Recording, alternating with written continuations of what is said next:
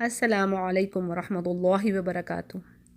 آج تجوید کے احکامات میں میم ساکنہ کے احکام یعنی دا نان واؤل میم رولز، ٹھیک ہے، میم ساکنہ کے جو رولز ہیں ان کے بارے میں پڑھیں گے۔ اور الحمدللہ اللہ کے فضل سے نون ساکنہ کا چیپٹر یا نون ساکنہ کے جو قواعد ہیں ان کو ہم نے کمپلیٹ کر لیا اور ایگزامپلس کے ساتھ سمجھ لیا۔ اچھا، ان کے یاد رکھنے اور امپلیمنٹ کرنے کے بارے میں، یعنی ان رولز کو جو نون ساکنہ کے بھی سیکھیں اور جو آگے بھی سیکھیں گے انشاءاللہ، تو اس کے بارے میں ایک اہم بات یعنی کی پوائنٹ ہے، آپ کو یہ ایک ٹپ دے رہی ہوں کہ جب تک آپ قرآن کریم سے اگزامپلز نہیں نکالیں گی، خود سے فائنڈ آؤٹ نہیں کریں گی، جیسے مثال کے طور پر آپ اظہار کی اگزامپل کو دیکھتی ہیں، کفواً احد، آپ کے سامنے یہ ورڈ آتا ہے تو آپ کو پتہ چلنا چاہیے کہ تنوین کے بعد حرف حلقی میں سے ایک حرف آ رہا ہے، تو اس کا مطلب ہے کہ مجھے یہاں پر غنہ نہیں کرنا، اور آپ اس ورڈ کو انڈر لائن کر لیجئے۔ اچھا، یہ اظہار کی اگزامپل ہے، ٹھیک ہے، اپنی نوٹ بک پر، جیسے کہ آپ میں سے بعض خواتین نے الحمدللہ اپنی نوٹ بک بنائی ہوئی ہے اور اس پر اگزامپلز لکھ رہی ہیں۔ So to write examples related to the rules is the best way to learn these rules، اور ان کو امپلیمنٹ کرنا بھی پھر آپ کے لیے آسان ہو جاتا ہے۔ بعض اوقات ایسا ہوتا ہے خواتین کو رولز آ جاتے ہیں، سمجھ آ جاتے ہیں کہ بھی ہاں اچھا یہ رول ہے، ادغام ہے، اس طرح ہے، یہ ہے وہ، لیکن ان کو امپلیمنٹ کرنے میں تھوڑی سی پرابلم ہوتی ہے، تو وہ اسی سے دور ہوگی کہ آپ زیادہ سے زیادہ اگزامپل دیکھیں گی۔ اچھا، یہ اگزامپل ادغام کی آ رہی ہے، یہاں پر یہ ہو رہا ہے، یا کوئی اخفاء کی اگزامپل آ رہی ہے تو آپ کو فوراً پتہ چل جائے گا کہ یہاں پر اخفاء ہو رہا ہے۔ تو اسی طریقے سے انشاءاللہ آپ سمجھتی جائیں گی کہ جہاں پر کوئی چیز آئی ہے، کوئی رول آیا ہے، تنوین آ رہی ہے اور آگے کوئی حرف آ رہا ہے کوئی ایسا، تو آپ سمجھیے کہ یہاں پر ہو کیا رہا ہے، یہاں پر کون سا رول آ رہا ہے۔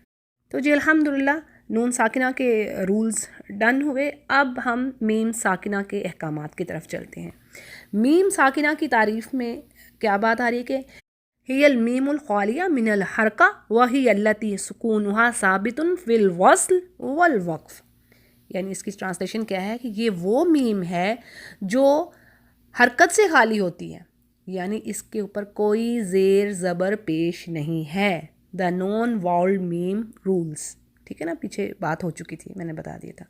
ایسی میم جس طرح نون کے بارے میں پڑھا وہی چیز ہی ہے، یعنی ایسی میم جس کے اوپر کوئی زیر نہیں، کوئی زبر نہیں، کوئی پیش نہیں، ٹھیک ہے، اور اس کا یہ جو سکون ہے یعنی اس کا ساکن ہونا وصلاً اور وقفاً دونوں طرح سے قائم رہتا ہے۔ اور وصلاً کیا ہے؟ کنٹینیو کرتے ہوئے، ٹھیک ہے، ملاتے ہوئے، صحیح، اور وقفاً کیا چیز ہو رہی ہے؟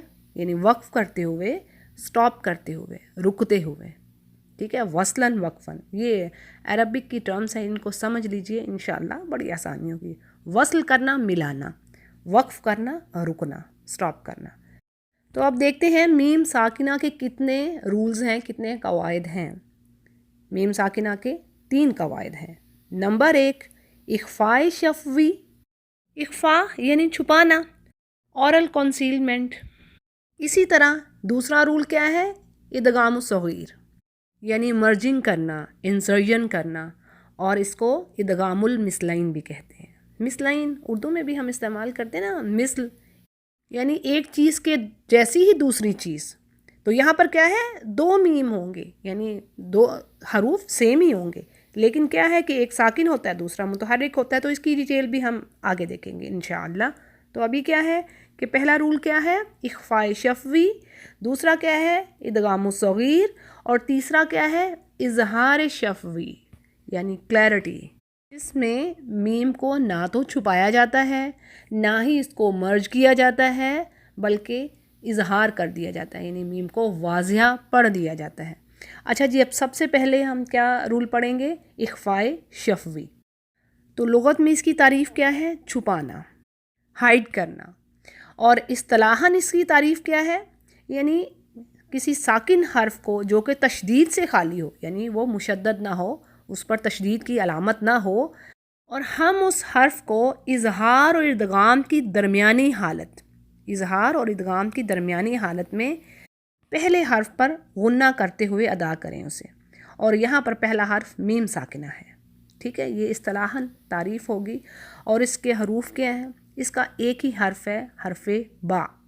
اب اس کو میں ذرا سمپل کر کے آپ کے آگے مزید واضح کرتی ہوں کہ اگر میم ساکنہ میں نے آپ کو بتا دی کہ ایسی میم جس کے اوپر کوئی حرکہ نہیں ہے، ٹھیک ہے، تشدید سے بھی خالی ہے، مشدد بھی نہیں ہے، اور اس کے اوپر کوئی حرکت بھی نہیں ہے، کوئی زیر زبر پیش نہیں ہے، ایسی میم کے بعد فوراً اگلا حرف جو ہے با ہو، صرف ایک ہی حرف ہے با، بس ایک ہی حرف، ٹھیک ہے، بڑا آسان ہے اس کو یاد رکھنا۔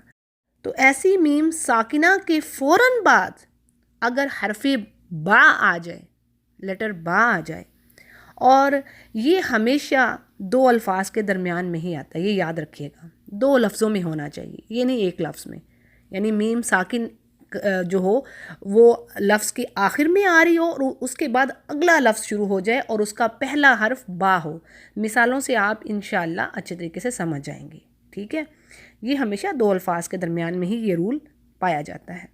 میم ساکنہ کے بعد جیسے ہم پڑھتے ہیں ربا ہم ختم ہو گیا نا، ربا ہم بات ختم ہوگی، لفظ پورا ہو گیا، بالغیب آگے با آ رہا ہے، تو اس پر ہم کیا کریں گے، غنہ، اس کے بیچ میں ہم غنہ کرتے ہوئے ہم حرف با کو ادا کریں گے، ٹھیک ہے۔ اب تو اب بات سمجھتے ہیں کہ میم ساکنہ کے فوراً بعد اگر حرف با آ گیا تو پھر ہم میم کو غنہ کے ساتھ چھپائیں گے، غنہ کرتے ہوئے میم کو چھپائیں گے، اور اس کو اخفاء شفویہ کہا جاتا ہے۔ اور اب ہم دیکھتے ہیں کہ اس کو اخفاء اور شفوی کیوں کہا جاتا ہے۔ تو بات یہ ہے کہ اس کو اخفاء یعنی کسی چیز کا چھپانا، ہائیڈ کرنا، اس لیے کہتے ہیں کہ اس میں میم کو چھپایا جاتا ہے، اور اسے شفوی اس لیے کہتے ہیں کہ میم دونوں ہونٹوں سے ادا ہوتا ہے، ٹھیک ہے۔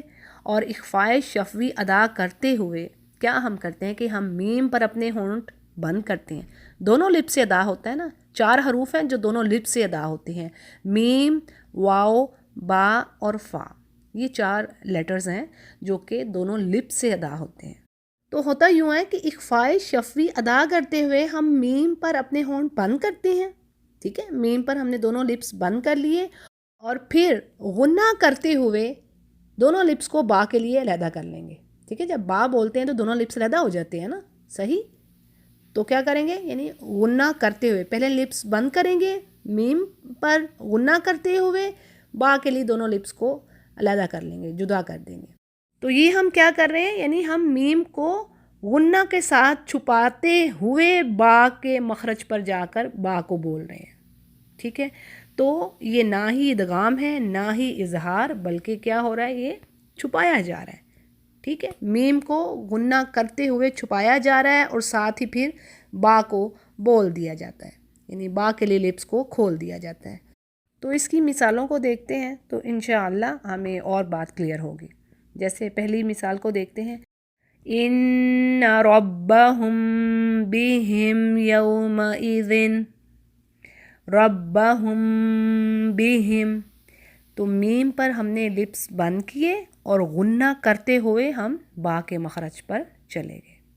اگلی مثال کو دیکھتے ہیں، ترمیہم بحجارۃ من سجیل، اب یہاں پر کیا ہے، ترمیہم بحجارہ، یعنی میم ساکن ہے، ترمیہم، ٹھیک ہے، ورڈ ختم ہو گیا، میم ساکن آخر میں آ گئی اور اس کے بعد اگلے لفظ میں با پہلا حرف آ گیا، تو کیا کریں گے، ہم ان دونوں ورڈز کے درمیان، ہم ان دونوں ورڈز کو پڑھتے ہوئے میم اور با، لیٹر میم اور با کو پڑھتے ہوئے غنہ کریں گے۔ اگلی مثال دیکھتے ہیں، وَمَا هُمْ بِضَارِّينَ بِهِ، ٹھیک ہے۔ اب ہم بدا، یہ جو با آ رہا ہے اس میں غنہ کریں گے، ہم بدا، ٹھیک ہے جی۔